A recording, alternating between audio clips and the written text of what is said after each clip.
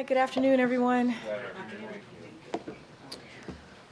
Okay, so this morning, President Biden announced that a record-breaking 20 million Americans have enrolled in health care coverage through the Affordable Care Act. This is yet another major milestone in his work to lower costs for families across the country and expand access to quality, affordable health care. In addition to record-breaking enrollment for health care coverage through the ACA, thanks to the Inflation Reduction Act, which every single Republican member of Congress voted against, we took on Big Pharma and we won. And here are a couple of things that we were able to do. Cap the cost of insulin at $35 for seniors, allow Medicare to negotiate lower prescription drug prices for the first time ever, and save millions of Americans an average of $800 per year on their health insurance.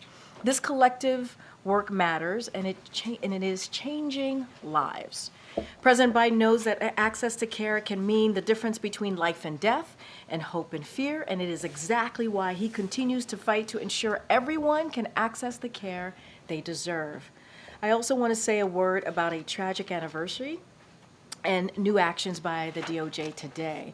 1 year ago today, President Biden joined many other Americans in outrage over the brutal murder of Tyre Nichols.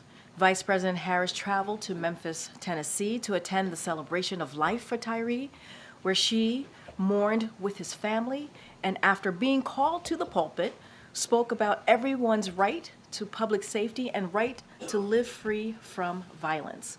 Mr. Nichols' death served as another painful reminder of the profound fear and trauma that Black and brown Americans continue to experience across many communities. As the president said, real and lasting change will only come if we can take action to prevent tragedies like this from ever happening again.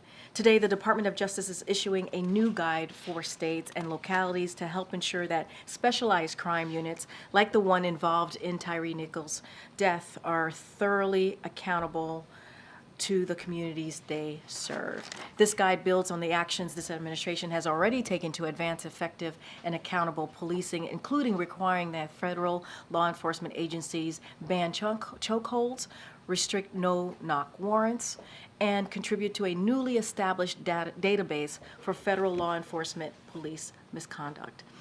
In addition to today's DOJ guide, the president is continuing to urge Congress to pass the George Floyd Justice in Policing Act to advance accountability, transparency, and public trust in law enforcement across the nation. And with that, I will turn it over to the Admiral here, who is here to discuss the latest development in the Middle East and, of course, in the Red Sea. Admiral? Good afternoon. As you saw from Central Command yesterday, Iran-backed Houthis launched a complex attack of one-way attack drones, anti-ship cruise missiles, and an anti-ship ballistic missile into the Red Sea. Yesterday afternoon, President Biden was briefed by his national security team, and that included the National Security Advisor Jake Sullivan, Secretary Austin, Chairman of the Joint Chiefs General Brown, and Secretary Blinken, all on the latest developments in Israel and in Gaza, but also, of course, these attacks by the Houthis in the Red Sea. Thankfully, due to some exceptional work by naval personnel aboard the aircraft carrier USS Dwight D. Eisenhower and the destroyers Gravely, Laboon, and Mason, as well as a ship from the United Kingdom, the HMS Diamond, there were no injuries and there was no damage reported.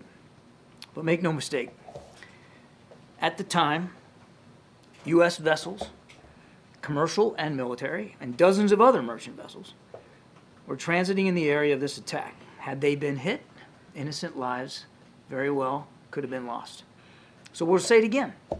These attacks against vessels in the Red Sea pose a direct threat to the lives, to freedom of navigation, and to global trade in one of the world's most critical waterways. And despite what the Houthis may say, they are threatening and targeting commercial vessels with ties to countries all over the world, many of which have no connection to Israel whatsoever. These attacks are unlawful, they're reckless, and they are escalatory. The United States has built an international naval coalition of more than 20 countries that are countering these attacks and protecting international commerce through what we now call Operation Prosperity Guardian, and that's what you saw happen yesterday.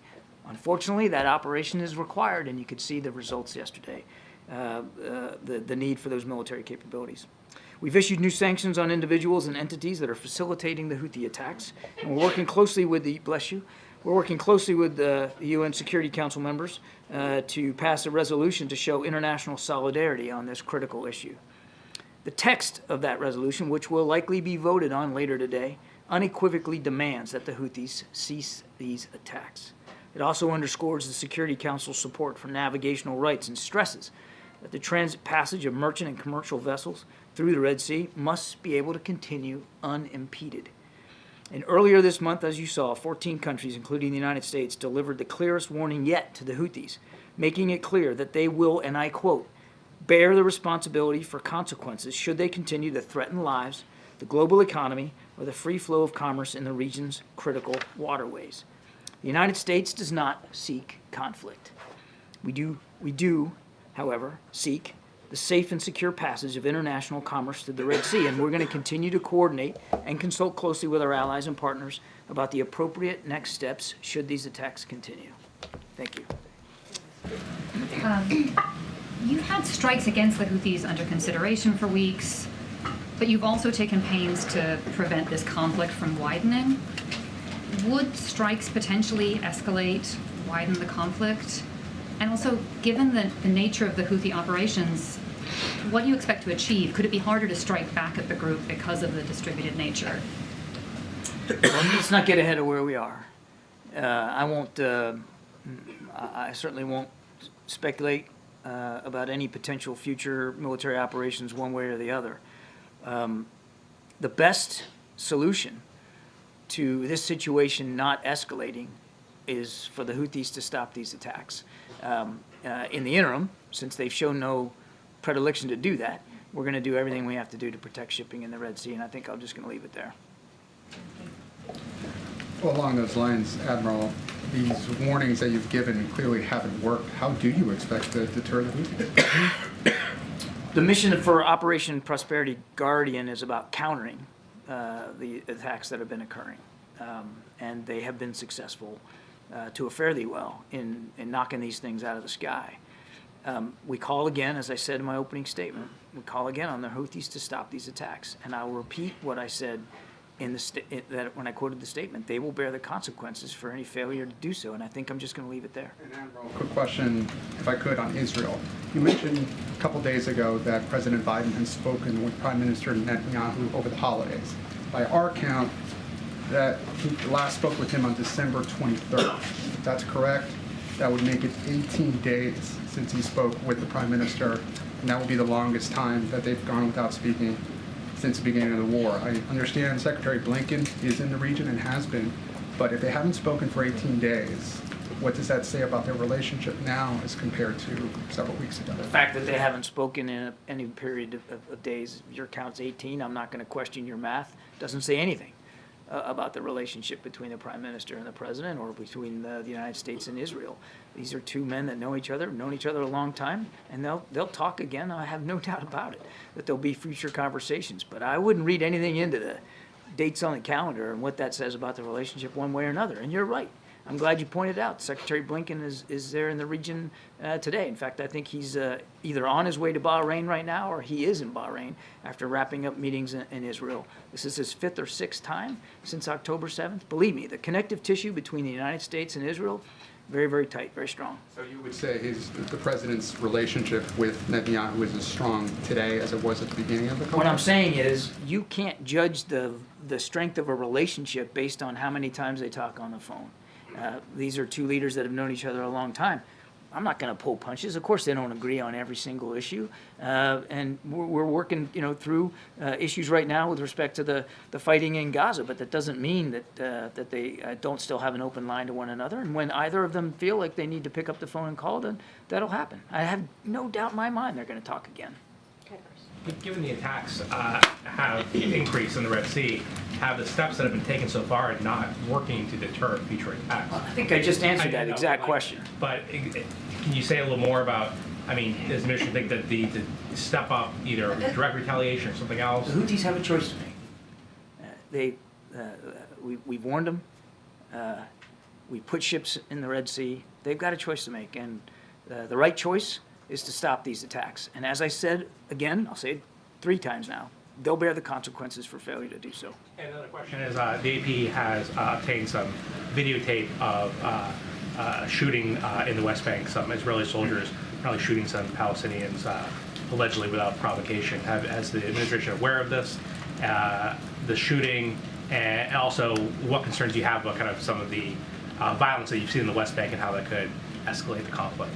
This is the first time hearing that report, so I can't speak with any granularity about the level of awareness across the administration. This is the first time I've heard that, so I'll have to take that question back. But the president has spoken, I mean, from an early time, I mean, really early on, about his concerns about violence in the West Bank and that being perpetrated largely by settlers with extreme views, and how much he absolutely opposes that. That violence needs to stop. Just on Secretary Austin, when Jake Sullivan learned that Austin was in the hospital, did he ask why? Was he given a reason? Yes, of course he wanted to know why the secretary was in the hospital. But I'm not gonna detail each and every phone conversation that we've been having with the Pentagon since finding out about this. But yes, of course, we were all curious to know. He's the Secretary of Defense.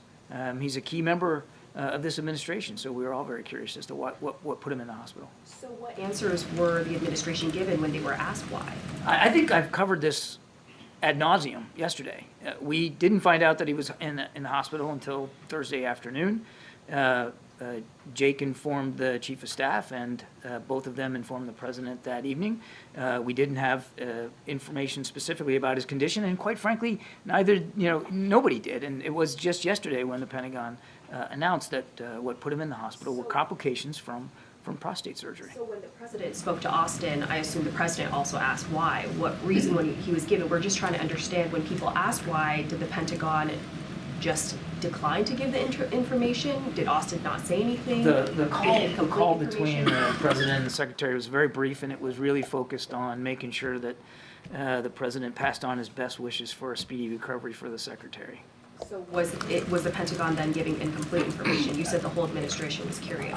I don't know how differently to answer this question. As I did yesterday, we did not know he was in the hospital till Thursday. We did not know the condition that put him in the hospital at that time. We certainly didn't know about the prostate surgery that occurred earlier in December. We didn't learn about that information until ensuing days, and certainly we didn't learn about the prostate cancer until yesterday. And just lastly, we've learned that the White House instructed the Pentagon to release the information to the public after learning there was no disclosure plan in place. So what does that say about transparency, the fact that the Pentagon did not have a plan to give the information? I'm not going to address individual press reports. Look, making a public statement about what the secretary's condition was and the fact that he was in the hospital obviously made eminent sense, and I'll let the Pentagon speak to their process when it came to doing that.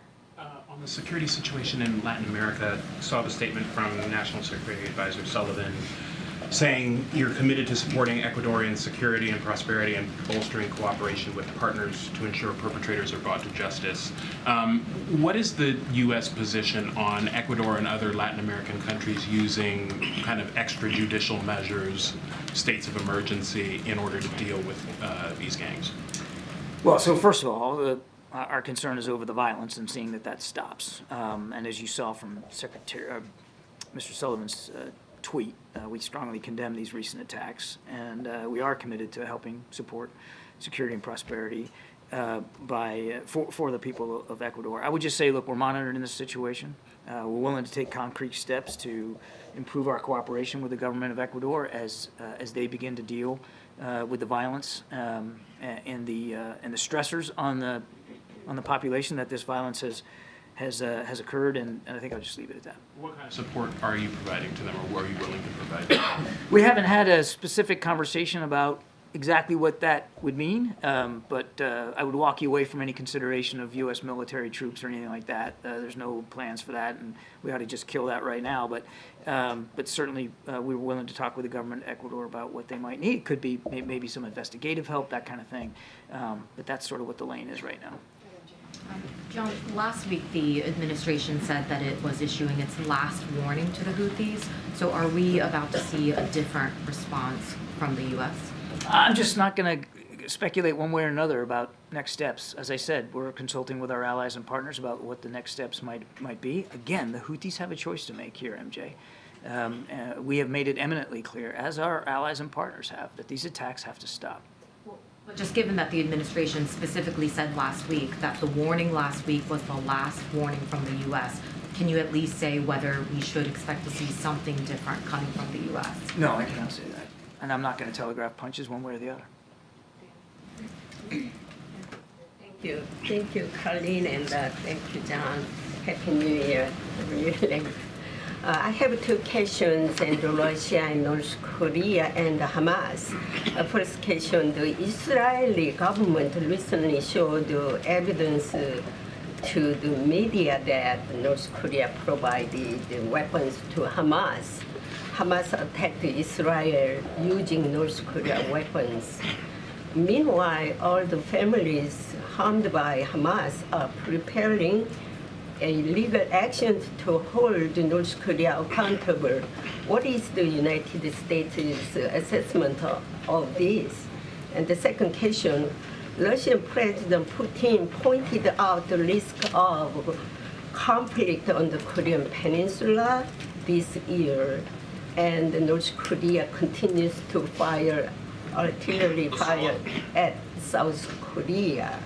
Do you think military cooperation between Russia and North Korea will actually have an impact on South Korea? So on your first question, I haven't seen any indications, I'm not aware of any indications that there's been some sort of cooperation militarily between Hamas and North Korea. I just don't have anything to verify that. We have talked a long time about the relationship between Russia and the DPRK and the way that Russia finds ways to evade sanctions and to continue to do business with North Korea.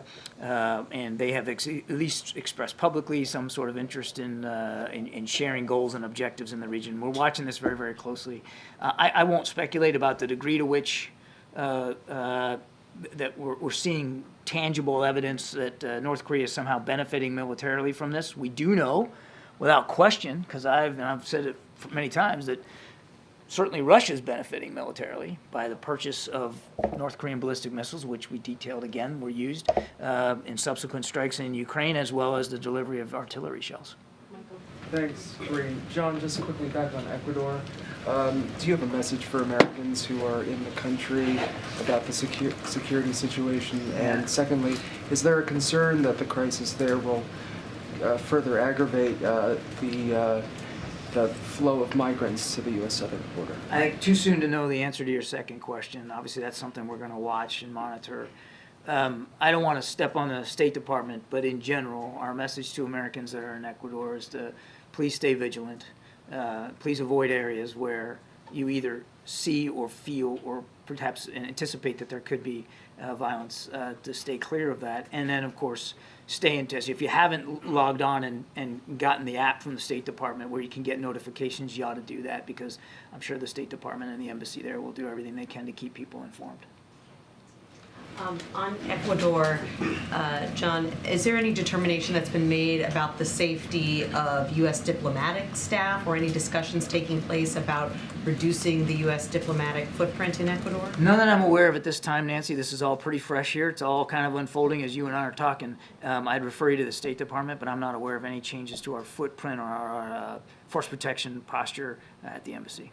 And then going back to Selena's question about Secretary Austin, I think what she was getting at, it seems, is that there's a big difference when Jake Sullivan was informed by the Pentagon in whether he was told when he asked about Secretary Austin's condition, we don't know because we haven't been told by the Secretary, versus we know but we're not going to share that with you, or we've not been authorized to share that with you. So the question is, which one was it?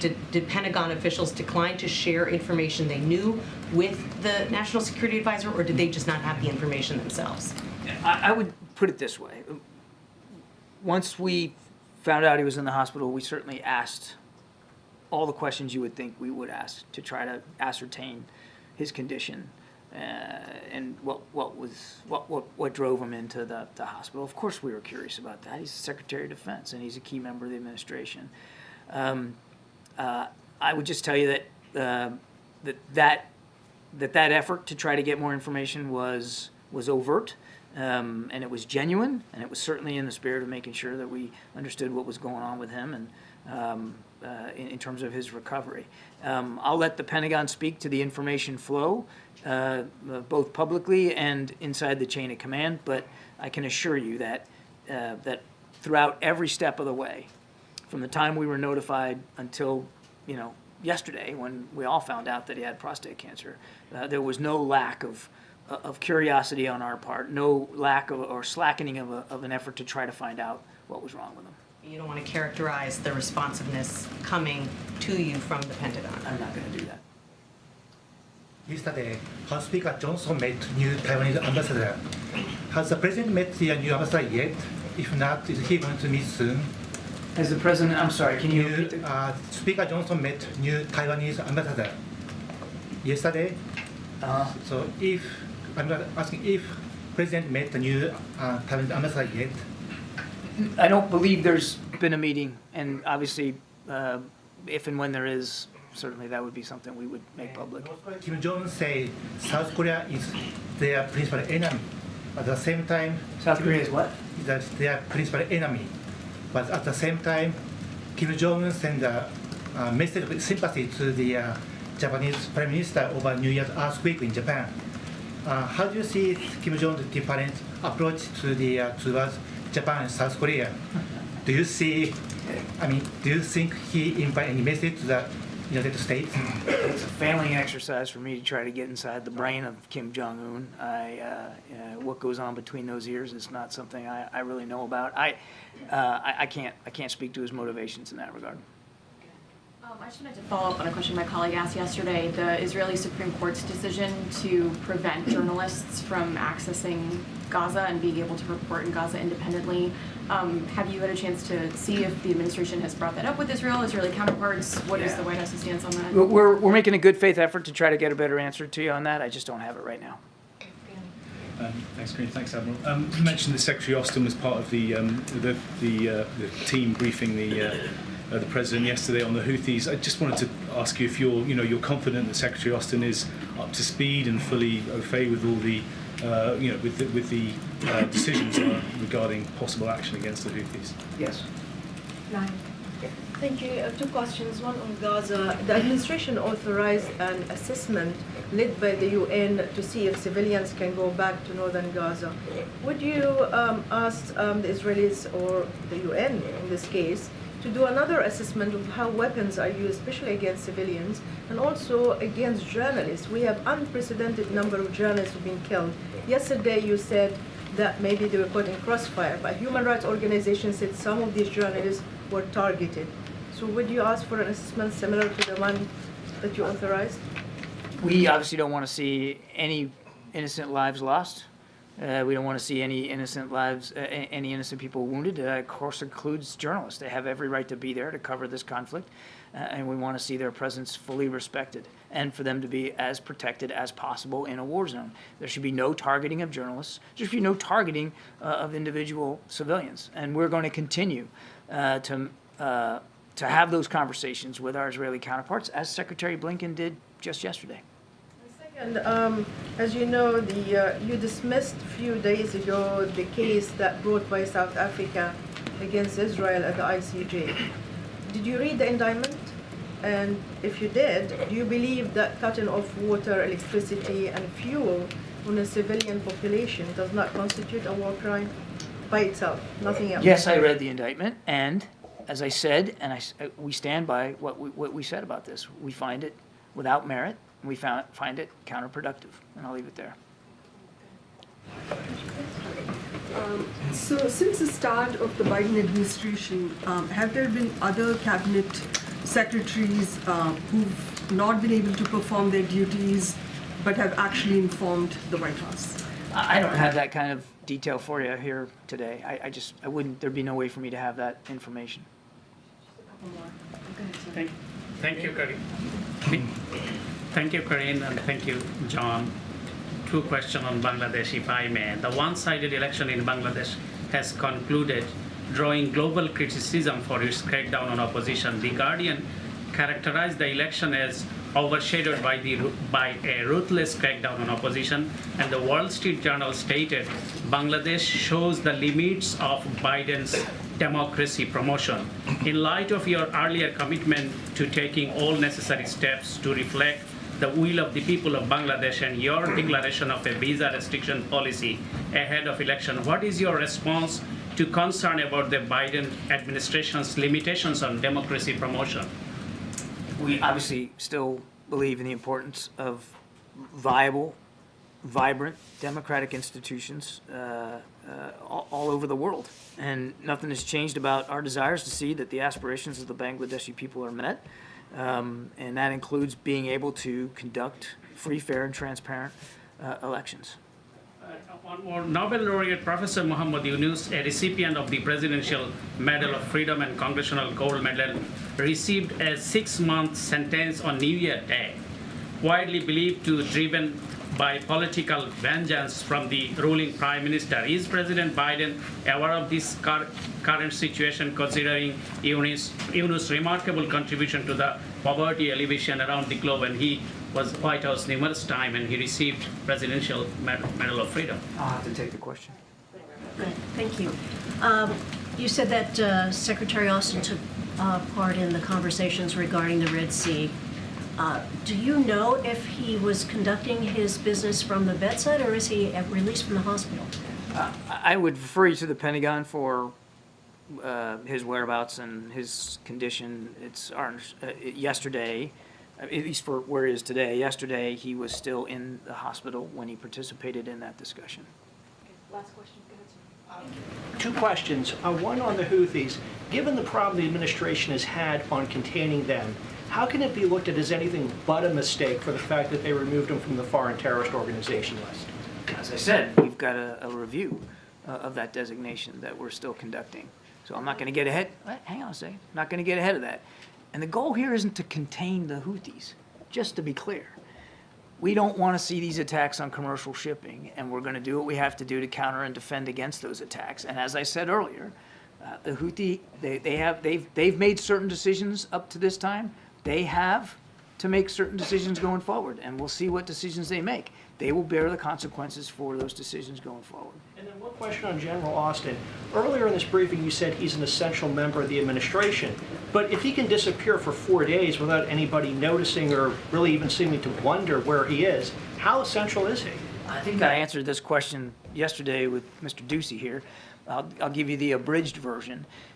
When the military operations that have been conducted over the last week or so, many of those, Secretary Austin was a key member of briefing the president and right in the middle of determining the options that the commander-in-chief ultimately decided to do.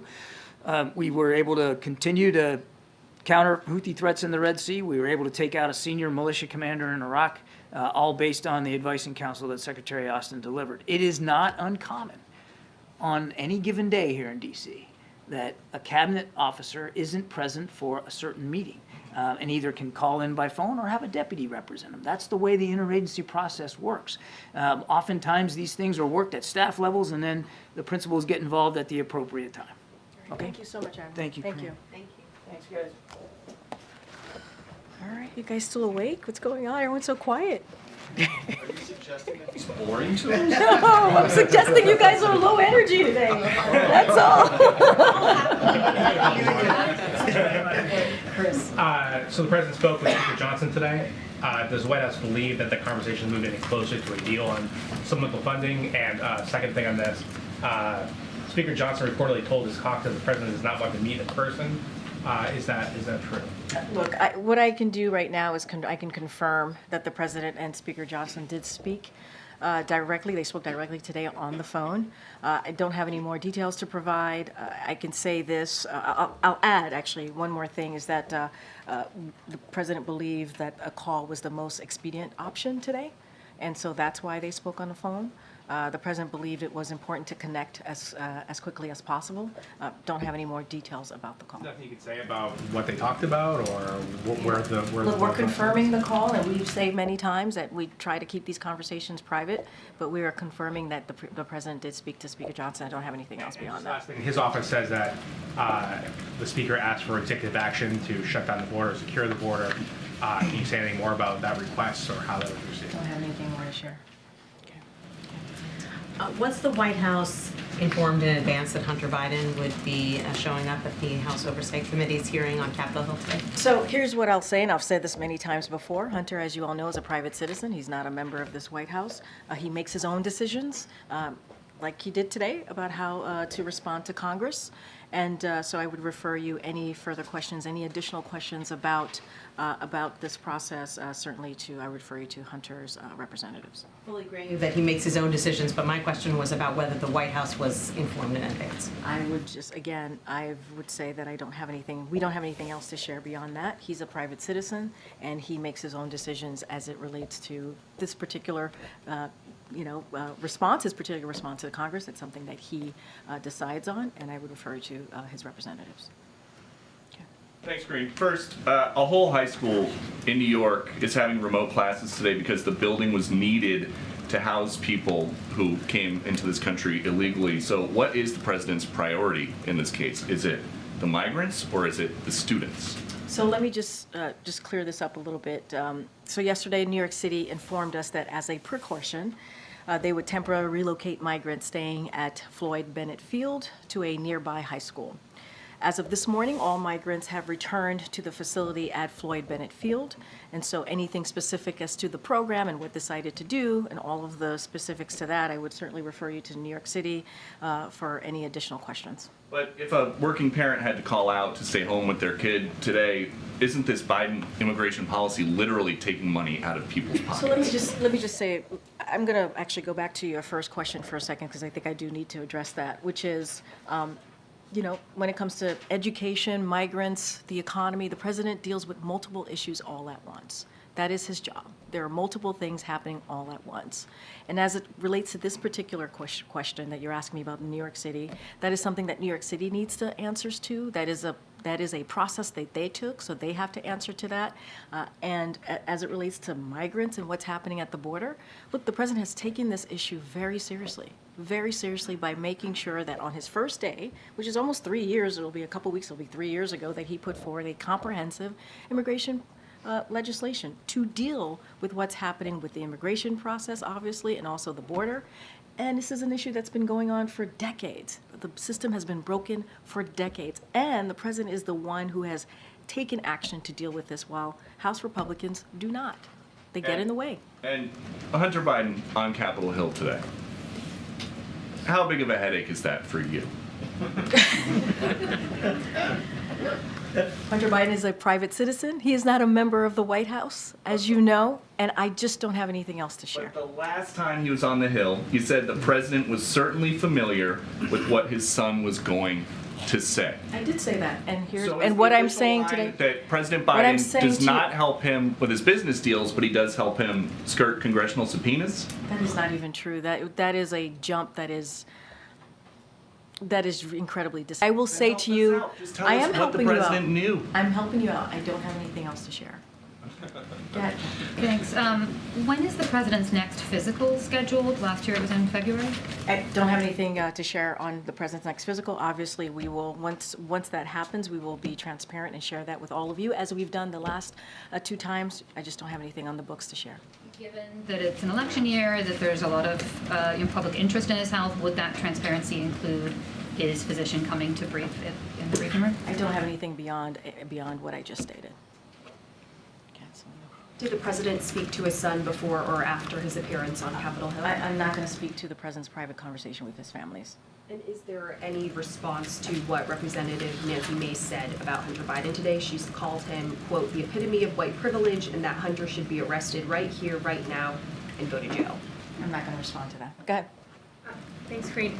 The White House Chief of Staff was supposed to meet with cabinet members today. I was wondering if you could confirm that and I don't have anything to confirm about a meeting with cabinet members today. What I can share, I don't know if you're talking about the specific memo that the speakers, not the speaker, pardon me, that the chief of staff put out yesterday that went to the cabinet members, the agencies, about making sure that they put forward, a memo themselves to him that would be for Friday, January 12th, and that kind of highlights their protocols when it comes to delegation of authority. That is something that obviously they're going to get back to us, back to the chief of staff on the 12th. So that is something that is happening. I don't have a meeting to confirm with the chief of staff or cabinet secretaries today. Okay, Karine, you've referred to the Republican impeachment inquiry as a stunt. The president himself has said that it was a political stunt. So I guess if the whole thing is a stunt, how does the White House see the president's son himself pulling a stunt by appearing at this contempt hearing? I don't have anything else to add. The decisions that are made by Hunter Biden are his own. He's a private citizen, and I'm just not going to speak beyond that. If you ask me about the impeachment of or what the GOP and Congress is doing as they're trying to impeach multiple cabinet members, I can speak to that. But Hunter Biden is a private citizen. I'm just not going to speak to that. You have spoken to that, and again, you have called that a stunt in the past, right? So I I'm just don't have asking. anything else to add. I hear you. For today, I'm just not going to say anything more. And can you tell us what the president is up to today? Yeah, I have a couple of things I can share with what the president is doing today. As he always does, he's working around the clock, focusing on the issues that matter to the American people, everyday Americans, obviously. I talked at the top about the record-breaking 20 million Americans that have enrolled in health care coverage through the Affordable Care Act. That's always his focus, obviously making sure that health care is available for all. He is having lunch today with the vice president. He was briefed by his national security team this morning. He spoke directly, as I misstated and confirmed to all of you moments ago, to Speaker Johnson, and he's looking forward to traveling to Allentown, Pennsylvania on Friday to discuss how communities across America are coming back thanks to Bidenomics and also Investing America agenda, and so that's what his day looks like today. Since there isn't anything on his public schedule, what would the White House say to any Democrats that might say, we're now getting closer to the election, the American people need to see him every day out in public? So I'll say this, and I have to be careful, right? This is an election year. I am a federal government employee. I cannot speak to a upcoming election, but I certainly can point to the president's schedule over the past couple of days, right? He went to South Carolina. He went to Valley Forge. Valley Forge, he talked about something that is incredibly important, our democracy, our freedom, and how we must protect that, how we must do everything that we can to make sure we keep our democracy strong, and how there's a decision for Americans that they're going to have to make.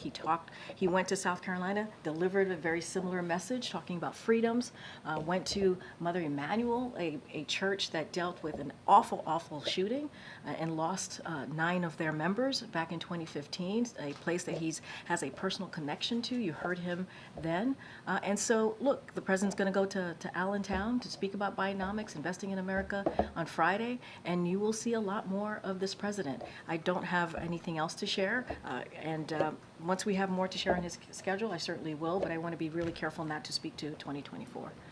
Okay, Jared. Just a couple of clarifying questions on that call with the speaker. I'm sorry if I missed it. Can you say who initiated that phone call? I don't have anything else beyond that. What I did say is that the president wanted to make sure he spoke with Speaker Johnson. He said that I said that he thought doing a phone call was the quickest way of doing that, and it was important for them to have a conversation. I just don't have anything beyond that. And then on the speaker's request that the president take executive action, is there action that the White House believes the president can take in lieu of some sort of agreement, some sort of legislation from Congress that would help what's happening at the border? So look, we don't have any executive actions to announce or that we've been looking into or anything like that to share or preview to you at this time. I can mention the legislation that the president, as I did moments ago, that he put forward, a comprehensive immigration proposal that he did on his first day. Let's not forget there is a bipartisan negotiation happening in the Senate with Republicans and Democrats on how they can move forward in a bipartisan way, a bipartisan agreement to deal with the border security issue. That we appreciate. That's been going in the right direction. And so that's what's happening right now. GOP in the House, they continue to get in the way. They do political stunts. They get in the way. They voted in May to eliminate 2,000 Border Patrol agents. That's what they're doing.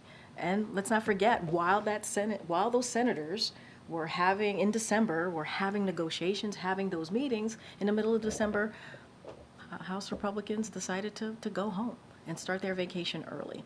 That's what they decided to do. Go ahead, Karen. Great. Would the White House be okay with another CR to keep the government funded after the deadline? I'm not going to get into the technical approach or the approach of Congress from here. I'm going to let the conversations, the negotiations happen. The conversations happen. Let's just say that happens, that there is another CR to avoid a shutdown. We could see the president submitting his fiscal year 2025 budget at the same time as lawmakers are still sorting out the fiscal year 2024 budget. What does that say about the state of affairs right now in Washington, about these short-term punting of dealing with all this? Look, I agree. This kicking the can down the road is not the way that Congress should be operating. We've been very clear about that. They have a job to do. Keeping the government open is one of the basic things that they can do. Kicking it down the road, House Republicans kicking this down the road does not help Americans. It doesn't. In a couple of days, we may see a partial shutdown. That's not what we should be doing for the American people. We should be delivering on these programs that they need, that are necessary for them and their families. And so, no, that is not something we want to see. That isn't. It is not something we want to see. And they need to do their jobs instead of these political stunts. Somebody asked me about the impeachment hearings that are happening in Congress, in the House Republicans right now that are leading that. That is a waste of time, political stunts, baseless accusations. And that is not what the American people want to see. They want to see us working in a bipartisan way. And that's what we're trying to do as it relates to the border security in the Senate, right? We're trying to do that in a bipartisan way. That's why the president got involved in early spring in getting a bipartisan agreement with the budget, on the budget. And so it's really shameful. Let me see who I haven't called. Garen. The Vice President met with voting rights activists in Atlanta yesterday, and they expressed their concern about election integrity and political violence. One person even described volunteers having a gun pulled on them. And I spoke with Latasha Brown, the co-founder of Black Voters Matter, who said that they believe that this is a result of dog whistles from some elected officials who are pushing claims of voter fraud. What level of concern does the White House have for violence to be taking place on election workers and volunteers, and what federal deployment or resources are being deployed to assist them? So a couple of things in response to the sharp increase in threats of violence to election workers following the 2020 election cycle. In June of 2021, Justice Department created the Election Threats Task Force to investigate and prosecute those who target election workers. And yesterday, the DOJ actually released information highlighting the work its civil rights, criminal justice, and national security divisions are doing to enforce civil rights protections, enforce criminal statutes, prohibiting voter intimidation, and prevent malign influence in our elections. Any threats of violence towards election workers and other attempts to undermine our democratic process and make it harder to vote are unacceptable. And of course, this administration is going to use every tool at its disposal to protect the sacred right to vote and defend our democracy. That is something that you've heard from the president, not only in Valley Forge recently, but also many times during the past almost 3 years of his administration. So we're going to be steadfast on that. Go ahead. Thanks, Karine. I just want to ask, given the conclusion of U.S.-China military talks yesterday, just a general question, whether the president is satisfied with the progress made since the agreements made in November. So I have not spoken to the president about that. I get the question. I just don't have anything to share to what we've already put out on this, but I have not spoken to the president specifically to get a sense of that. Feeling he has about, a various range of issues. We had fentanyl, we had expectation that China would be a stabilizing force in different conflicts. Is there a sense of whether that's played out the way he had expected? So look, these are conversations that we obviously are going to continue to have, especially when it comes to fentanyl. Obviously, going into, we want to make sure that that is, fentanyl. We don't want that to go into our communities. And so, look, that relationship. You've seen the president meet with President Xi recently. They had a very good conversation. You've seen cabinet secretaries and also officials here in the White House continue to have those diplomatic conversations. Diplomacy is very important here with this administration, with this president. I just don't want to go beyond what we've already shared on this. Thank you. The Chief of Staff said in his memo to Cabinet Secretaries yesterday that they should delegate their responsibilities if they're hospitalized. Since, as far as we know, Secretary Austin is still hospitalized, does the White House believe he should be delegating his responsibilities now? I'm sorry, can you say that one more time? Yeah, the Chief of Staff said in his memo to Cabinet Secretaries that they should delegate responsibilities when they're hospitalized. And as far as we know, Secretary Austin is still hospitalized. So according to the White House or the Chief of Staff, should he be delegating his responsibilities? Well, look, as you heard from the Admiral, Secretary Austin was involved in a conversation, a meeting with the President on national security matters just yesterday. And also the Admiral talked about this as well. This is when we have these conversations or meetings with cabinet secretaries, not just always with the secretary at the top. There are other people that are involved in these important, crucial conversations, whether it's policy, whether it's decision making. And so obviously we've been the secretary is having conversations with our National Security Council and others here in the administration. I just don't have anything to share on specifics on that particular matter. What I can say is, Department of Defense is certainly reviewing their process and looking at what could have been done better. It's a 30-day review process, but obviously Secretary Austin has been very much involved and engaged, certainly this current week. Way back. I'm trying to call. Go ahead, Brian. Thanks a lot, Karine. I had a question about supply chains. Given how much work that President Biden spent on supply chain mitigation in 2021 when he first came to office, how concerned should Americans be right now about supply chain disruption, given how much shipping traffic normally runs through the Red Sea, and what actions is the president taking to mitigate potential supply chain disruptions? So look, as you've heard from us many times, obviously the Red Sea is an important global trade, particularly for transportation of oil, grain, and consumer goods from Asia. The Department of Transportation is in close communication with ocean shippers, industry, and other stakeholders. And so we're taking every steps to ensure that shipping in the Red Sea is not obstructed, right? Is unobstructed, including by establishing Operation Prosperity Guardian and building a coalition of countries from region and around the world to ensure freedom of navigation, to protect the maritime economy and bolster regional security in the Red Sea. So we're taking this very seriously. We're keeping an eye on this. As you heard us say, the Red Sea is very important to commercial shipping, and so we're going to take this very seriously. Is the president seeing an impact on the economy at this point? Should Americans be prepared to see an impact in supply chain disruption? So what I can say is we're going to continue to monitor the situation, and we are taking action to make sure that doesn't happen. Got in the middle. Thanks, Karine. The president announced earlier this week that part of her portfolio is doing implementing all of these pieces of legislation, historic pieces of legislation that we've been able to get through Congress. I don't have anything beyond whatever he's going to do after that. I certainly will leave that to Mitch Landrieu, but that's how his portfolio is being taken care of from here. Is the White House preparing for any other staffing departures as the campaign ramps up? I don't have anything to announce from here. Okay. Okay. What is the administration doing to address the billions of dollars in overpayments the Social Security Administration has been trying to claw back from millions of Americans? So on that particular piece, look, the president requested 10%.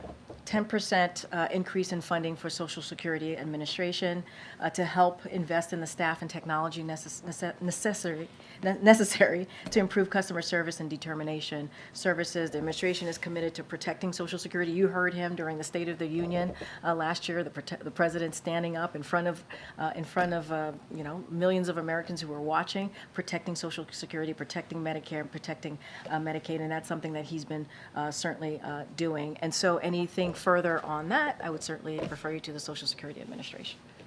Go ahead, Colleen. Thank you. No, right behind you. I wanted to ask you about updates on the administration's conversations with Mexico. Do you have any changes or agreements to talk about as they work to alleviate pressure on the southwest border?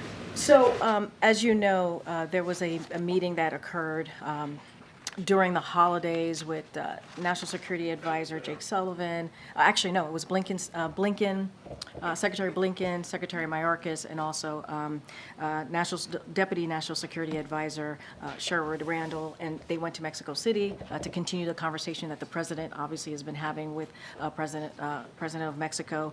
The conversation went really well. Obviously, it's continuing. These are diplomatic conversation. They've been a partner with us on migration, partner with us on how to deal with fentanyl as well. And so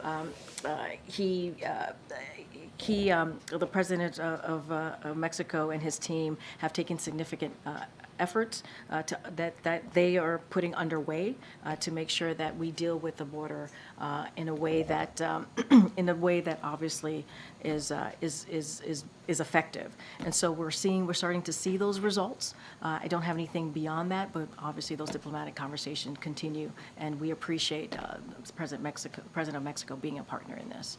Okay. Results. So we have seen results in the migration of migrants, right? We've seen a decrease because of the actions that President of Mexico has taken. And so, again, because of these diplomatic conversations, they have been effective. We see them as being effective. Go ahead, Andrew. Thank you. Two questions. First, the former president, President Trump, yesterday warned that there would be bedlam in this country if the case against him affects the election results in November. Without speaking to the former president himself, because I know you're covered by the Hatch Act, is the administration tracking the possibility of potential violence around the time of any trial date that you might have? Is that something that's being prepared for? And then I have another question. So I have to say this, I can't comment on anything that is related to 2024 as a federal government employee. What I will say is President Biden has always been absolutely clear when it comes to this. Political violence has no place whatsoever in America. It just has, but there are a couple more things I want to say. So leaders need to put their country first. They need to put the safety of American people and respect for the rule of law above themselves, like President Biden does every day.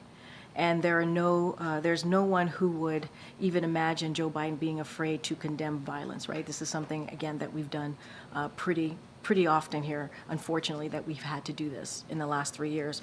Failing to condemn or discourage criminal violence, especially after dangerous conspiracies and violent rhetoric have cost law enforcement officers their lives. We saw that on January 6th. Officers lost their lives and resulted in gut-wrenching assaults like the attack on Paul Pelosi is horrific. It's horrifying.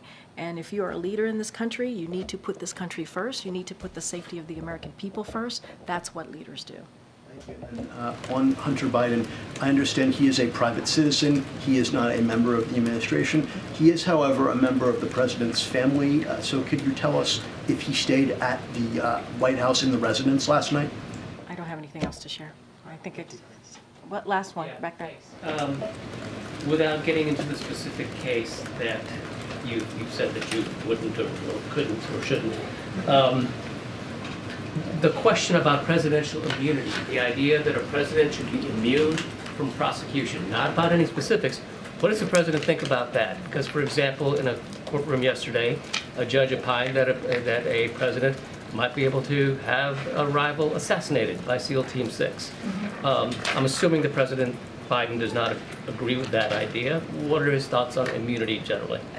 Look, I'm going to be very careful because it is connected to what a former president said, and it is an ongoing case. Just not going to comment on a legal case or make statements that may impact the ongoing case. So, going to refer you to the Department of Justice of any specific questions you may have on that. Just going to be very careful from here. With that, I will see you guys tomorrow. Thanks, everybody. Thanks, Greg.